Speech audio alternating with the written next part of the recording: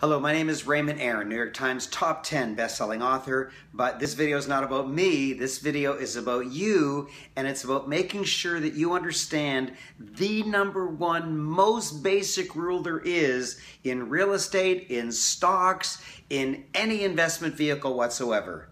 And that rule, just before I tell you, I'm going to tell you what the rule is, and you're going to say, I know that rule. But what I'm going to be showing you is you actually don't know the rule, or even if you've heard it and think you know it, I'm going to be showing you that you actually don't do it. And it's important not just to know a rule. If you want to actually get rich with a rule, and it's a correct rule, you actually have to be doing it. So what is this amazing rule? The rule is buy low, sell high. And I'm going to be showing you such funny examples of people who think that they know what buy low, sell high is, but they don't know at all. In fact, let's get started right now. Let's say property values skyrocket up to the peak of a boom at $500,000 in some city, and then the boom ends and it crashes down to $400,000. And then over the years, it goes back up to $1 million. So it rises up to 500, and then it crashes down to 400, and then it rises to $1 million at the peak of the next boom. Because as you know, real estate doesn't go up and down. That's not accurate. Real estate actually goes up and down upward. It goes up and down upward. It's not a straight line.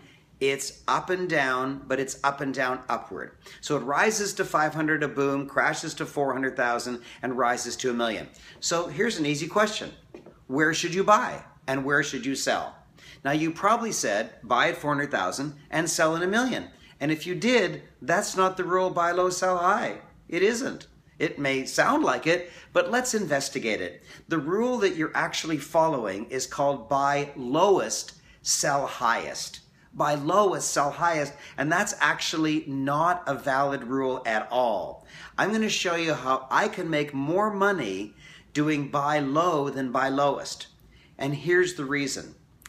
You can't know what the lowest price is until several years later and you look back.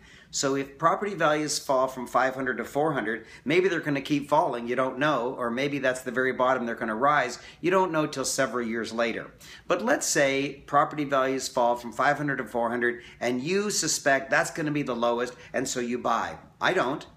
I buy after property started to go up again. In other words, I followed the rule that rich people follow, and that is I buy too late and I sell too soon. Listen carefully. I buy too late and I sell too soon. Every broke person thinks, oh no, buy early and sell late. That's the way, but it's not the way. Let me give you an example. Let's say real estate stays at the bottom for about 5 years, because that's often the case. Just stays doing roughly nothing for 4 or 5 years. Well, let's just say 5 years. So let's say you buy at the very bottom at 400,000 and prices don't go up. It's true you probably made positive cash flow, but let's talk about capital gain right now. It does nothing for 5 years, and then all of a sudden real estate gets exciting in that particular city and prices go up. Well, a 10% increase with lots of activity, that would start hitting the newspapers, 10%, so let's say it goes from 400 up to 450. I would come in at 450. I would rather buy at 450 than at 400. Now, remember I said real estate goes up and down upward?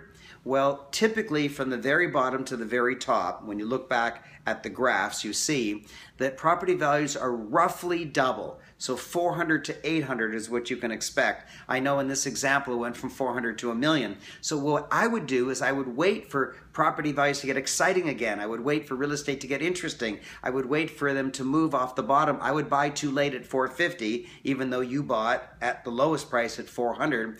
And then I would very happily sell at 800, even if it's going to go up further. And so 450 to 800 is $350,000 profit I would make. Now you would make, say, 400 up to 800. Let's say we sold at the same time. You'd make $400,000 profit. I would only make $350,000, but I did it in 3 years and you did it in 8 years. If you do the calculation, you can see that $350,000 profit in 3 years is way better than $400,000 profit in 8 years. So I have no interest in buying lowest. I have no interest in buying highest. I follow the rule that rich people actually follow of buying a little too late and selling a little too soon. That's the real secret to wealth. So people say buy low, sell high, but they don't actually do it. Here's what they do. Rich people actually do buy low, sell high. Broke people attempt buy high, hope to sell higher, and broke people achieve buy high, sell low all the time. All the time. Here's a funny thing I do in my classes. I've been teaching for over 30 years right across the country. And one of the things I do is I'll say, put up your hand if you've heard of buy low, sell high. Oh my gosh, they've all heard of that. They all put their hand up. And I say, put up your hand if you understand buy low, sell high. Oh my gosh, of course we understand that. They put their hand up. And then I say, put up your hand if you follow buy low, sell high. And here they're starting to suspect that I'm trapping them. And so not everybody puts their hand up, but still lots of people do. And then I say, have you ever bought a piece of real estate? Oh, lots of people put up their hand. And I choose one person. I say, when did you buy? And she says, we bought when we got married. And I said, well, that's silly. You just told me buy low, sell high is when you should buy. And now you tell me you bought when you got married. Well, you know what? Half the time real estate's going up and half the time real estate's going down. That's why the divorce rate's 50%. Because how proud can your spouse be of you when you get married and make a really bad blunder in your very first investment?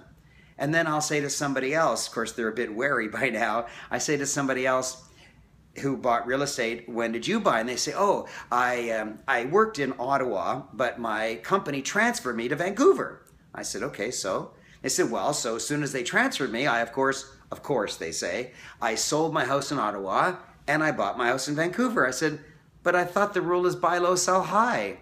Maybe the prices are low in Ottawa, why would you sell? And maybe the prices are high in Vancouver, why would you buy? And they look at me blankly like, well, what else would I do? I said, well, if it's the wrong time to sell, don't sell, rent it out.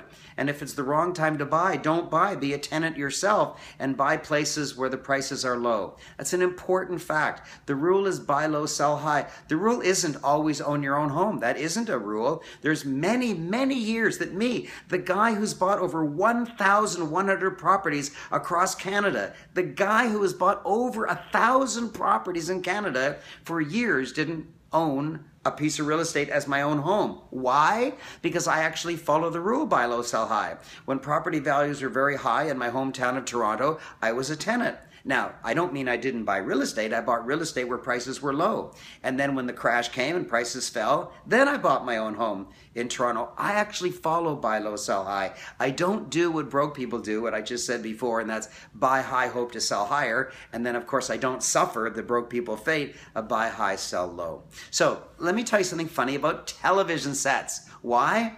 Because broke people got it right about television sets. Let me explain.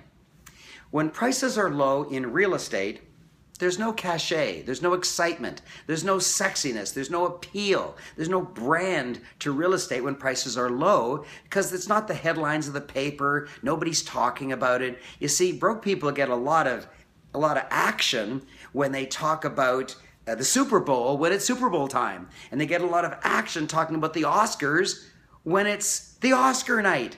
And so broke people like to know what's going on. They like to know what's cool, like to know what everyone else is talking about so they can talk about it.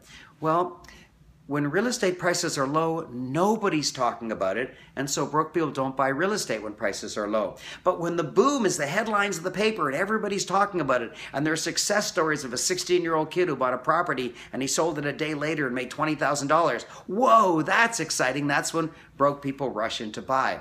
And so broke people don't buy low ever, they always buy high. But when they want to buy a television set, then they look in the newspaper for deals. And if this store doesn't have a deal on television sets and that store doesn't have a deal, but this store has a huge deal and it's a good store, they will go to the store and get the lowest prices. In other words, for television sets, broke people got it right. For television sets, broke people actually buy low. And that's the reason that broke people have lots of television sets and not much real estate, because they got the rule right for television and wrong for real estate. Now, the next thing I want to talk to you about is gold. Why? Because sometimes it's very easy to understand real estate if we don't talk real estate. Like, if you're so close to the trees, you can't see the forest. You've heard that expression. So let's just leave real estate for a moment. I'm not really leaving it, but leaving it for a moment to discuss gold. So when we come back to it, you'll have a deeper understanding of real estate. So let's go back to the beginning of recorded time, ancient Egypt, when the Jews were slaves to the pharaohs. Well, at that time, there was a commodity that was very prevalent. It was everywhere, and that was gold. Gold is actually a rare commodity right now, but not in ancient Egypt. They painted gold on their masks. Wealthy women painted it on their fingernails, pure gold on their fingernails because it was so prevalent. Now, you know the answer to this. If a commodity is everywhere, if it's prevalent, if it's easy to obtain, is the price of it high or low? And the answer is obviously low. And of course, you got that right. When a commodity is everywhere, the price is very low. Now, when the price is low, did the slaves have any gold? The answer is no. Why would broke people want anything where the price is low? I'm talking about an investment vehicle, real estate or gold. Broke people have no interest in an investment when the price is low. Nobody's talking about it. So the only people who had the gold were the rich people, not because they were rich, but because rich people understand when the price is low, that is the time to buy. And then broke people bided their time. They bided their time for 7,000 years, right up through Julius Caesar and Jesus Christ, right up through the Dark Ages and World War I and World War II. They bided their time for 7,000 years. When? Till the year 1980, when gold skyrocketed from $32 an ounce to $860 an ounce. And what did broke people do at the highest price in 7,000 years? They lined up for 10 blocks long in front of every store and bank that sold gold, and they waited in line in the dark overnight in the rain for 5 to 10 blocks long so that they could buy gold at the highest price in all of history. And I went to those lines and I interviewed people and I said, "What are you doing?" And they said, "We're buying gold." And I said, "Well, what's the rule for creating wealth in gold or real estate or any investment?" And they proudly said, "Buy low, sell high." And I said, "Well, is gold high or low right now?" And then they do what I call the broke guy shuffle. They know I caught them, but they have to kind of pretend that they're smart because they're in a lineup of other broke people doing a silly thing. And so they said, "Well, you might think that gold is high. However, if you imagine what the price is going to be just a few months from now, then it's as if the price is low today, correct?" And I say, "No, you're a dodo. If it's the highest price it's ever been in 7,000 years, if it's the highest price it's ever been in all of recorded history, it's high." That's really simple. That's a simple concept. If it's the highest it's ever been in all of history, the price is high.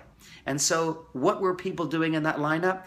They were buying because when gold is exciting and you don't have anything, you don't have any gold, then the only thing you can do is buy. And if it's the headlines of the paper, you want to be like everyone else and all your broke friends are talking. I don't mean you're broke. I mean, broke people's friends are all broke and they're all talking about gold. So the only thing they can do is buy. And so that's what they did. They lined up in those huge lineups to buy gold. And of course, gold is way higher now. Way higher now, but that was shocking when gold went from $32 to $860 an ounce, and they weren't selling. Why weren't they selling? Because they didn't have any, so that's okay. But because they didn't have any and they wanted to play because they felt that they didn't want to get left out, they rushed in to buy. Isn't that crazy? They rushed in to buy gold at the highest price in history. Now I'm going to tell you something funny, and I'm going to end with this funny story. I call it the rich guy, broke guy dance. And what is the rich guy, broke guy dance? Well, it goes like this. A broke person sees that the prices are low. A rich guy sees that the prices are low. How does a rich guy know the prices are low? Because there's just been a crash. Real estate has just fallen. It's really easy to tell that the prices are low because the bubble has burst, real estate has fallen, all the news about real estate is gloomy and doomy. There are headlines that say real estate will never survive, it'll never come back, all these horror stories. As soon as blood is rushing in the streets, that's when you buy. So rich people buy, but we don't actually want real estate. We just warehouse it for broke people. And so we buy and buy and buy and we get positive cash flow because we purchased at so low a price. And then the price goes up, and then it goes up, and then it goes up, and then it goes up, and then real estate boom is the headlines of the newspaper. And that's when broke people get excited again. So they rush in because prices are way too high. They rush in to buy. And rich people gladly sell to them. Why? Because we actually follow the rule, buy low, sell high. If a broke person wants to overpay, hey, come on, buy it from me. Now, when a broke person finally decides to buy at a price that's way too high, eventually the bubble bursts. We all know that. Real estate goes up and down, upward. Well, when it goes up, it has to come down. Not all the way down, but up, it goes down, then it goes up, and goes down a little bit, and up, and goes down a bit. And so broke people buy at the very peak, and then it has to go down. Now, when it goes down, how do they feel? Well, they feel terrible. When a broke person has made a very terrible decision and it goes down, they feel so terrible, the only thing they can do is sell in order to get rid of their pain. And so they sell. Now, of course, that creates more pain because they're selling at a giant loss and they lose a lot of money. Well, who can they sell to? Well, the only people around who want to buy at a low price are the rich people. That's the rich guy, broke guy dance. The rich buy when prices are low, and we warehouse it for broke people who don't know they want it, but we know they'll want it in 8 to 10 years when the price skyrockets. So the price skyrockets, and broke people read about it in the newspaper. They rush in to buy. The only people they can buy from are the rich people, because we're the people who bought it when the prices were low. We gladly agree to sell. As soon as we sell it to them, the price falls, they feel terrible, and they sell it back to us.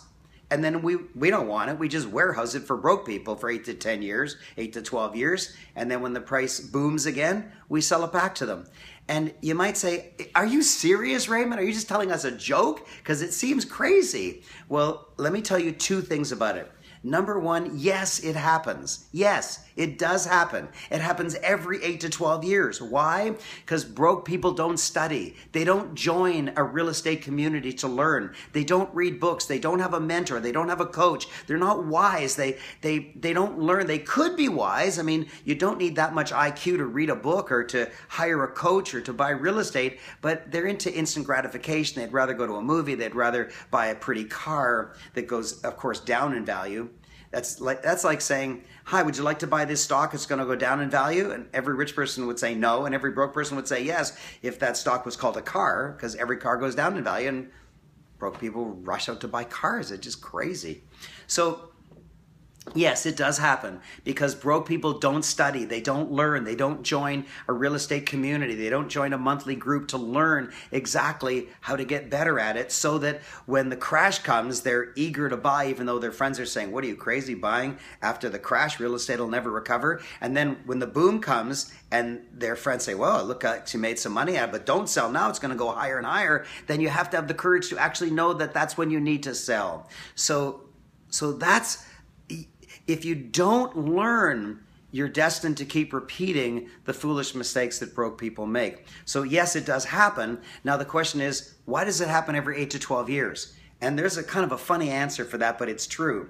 And the funny answer is, broke people get wiped out after every boom, because they buy at the peak, they sell lower, they lose all this money, they borrow the down payment, they borrowed more than they should to get the mortgage, and then they get wiped out. Well, it takes a broke person 8 to 12 years to pay off their debt, to rehabilitate their credit rating, so they can get wiped out at the next boom. Honestly, I know it sounds silly. I know you're thinking I'm being sarcastic or just humorous for the fun of it, but that's the truth.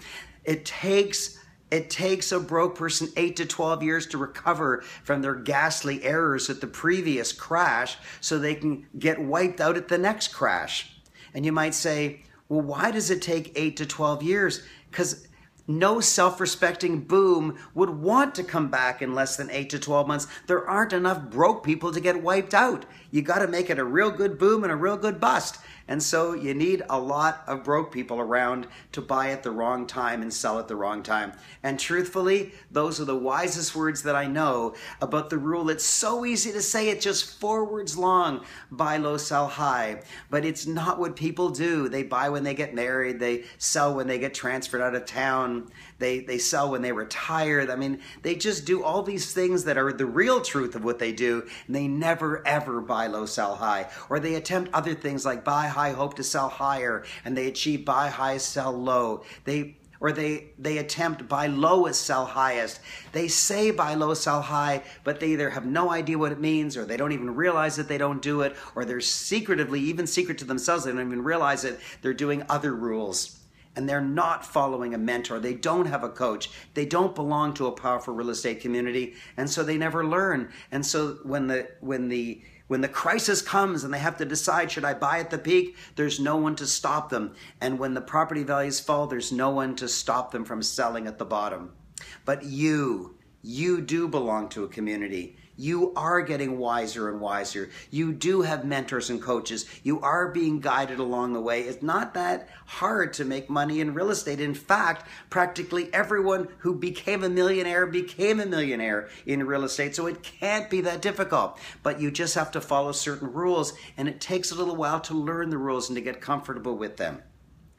This is the treatise that I have to say on buy low, sell high. I hope you really enjoy it, but more important, I hope you do it.